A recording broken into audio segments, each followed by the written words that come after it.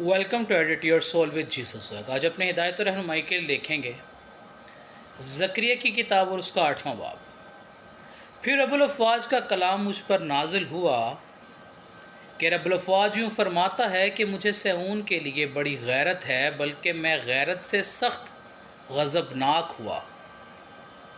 خداوند یوں فرماتا ہے کہ میں صہیون میں واپس آیا ہوں اور یروشلم میں سکونت کروں گا، اور یروشلم کا نام شہر صدق ہوگا، اور رب الافواج کا پہاڑ کوہ مقدس کہلائے گا۔ رب الافواج یوں فرماتا ہے کہ یروشلم کے کوچوں میں عمر رسیدہ مرد و زن بڑھاپے کے سبب سے ہاتھ میں عصا لیے ہوئے پھر بیٹھے ہوں گے، اور شہر کے کوچے کھیلنے والے لڑکے لڑکیوں سے معمور ہوں گے۔ اور رب الافواج یوں فرماتا ہے کہ اگرچہ ان ایام میں یہ عمران ان لوگوں کے بقیہ کی نظر میں حیرت افزا ہو، تو بھی کیا میری نظر میں حیرت افزا ہوگا؟ رب الافواج فرماتا ہے۔ رب الافواج یوں فرماتا ہے کہ دیکھ، میں اپنے لوگوں کو مشرق اور مغربی ممالک سے چھڑا لاؤں گا، اور میں ان کو واپس لاؤں گا، اور وہ یروشلم میں سکونت کریں گے، اور وہ میرے لوگ ہوں گے، اور میں راستی اور صداقت سے ان کا خدا ہوں گا۔ رب الافواج یوں فرماتا ہے کہ اے لوگو، اپنے ہاتھوں کو مضبوط کرو، تم جو اس وقت یہ کلام سنتے ہو جو رب الافواج کے گھر یعنی ہیکل کی تعمیر کے لیے بنیاد ڈالتے وقت نبیوں کی معرفت نازل ہوا، کیونکہ ان دنوں سے پہلے نہ انسان کے لیے مزدوری تھی اور نہ حیوان کا کرایہ تھا، اور دشمن کے سبب سے آنے جانے والے محفوظ نہ تھے، کیونکہ میں نے سب لوگوں میں نفاق ڈال دیا۔ لیکن اب میں ان لوگوں کے بقیہ کے ساتھ پہلے کی طرح پیش نہ آؤں گا، رب الافواج فرماتا ہے، بلکہ زراعت سلامتی سے ہوگی، تاک اپنا پھل دے گی، اور زمین اپنا حاصل، اور آسمان سے اوس پڑے گی،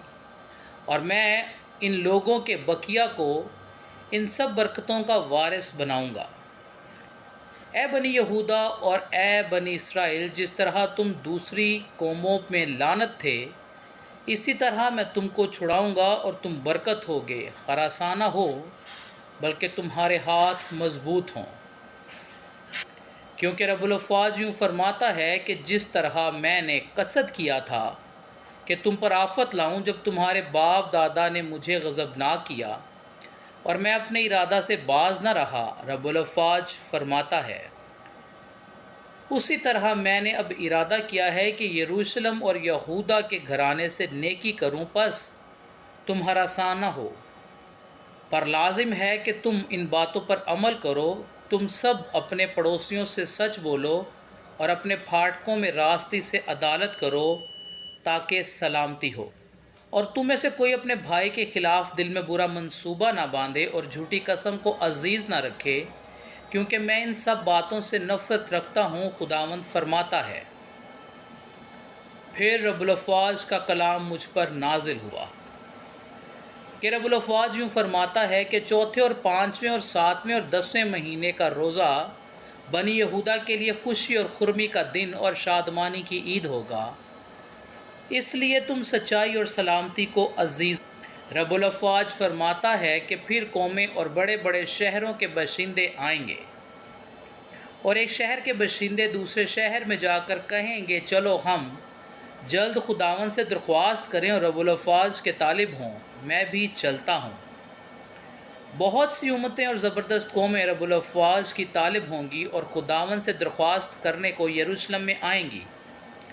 رب الافواج یوں فرماتا ہے کہ ان ایام میں مختلف اہل لغت میں سے 10 آدمی ہاتھ بڑھا کر ایک یہودی کا دامن پکڑیں گے اور کہیں گے کہ ہم تمہارے ساتھ جائیں گے، کیونکہ ہم نے سنا ہے کہ خداوند تمہارے ساتھ ہے۔ خداوند کے زندہ پاک کلام کا پڑھا اور سنا جانا ہم سب کے لیے باعث برکت ہو، آمین۔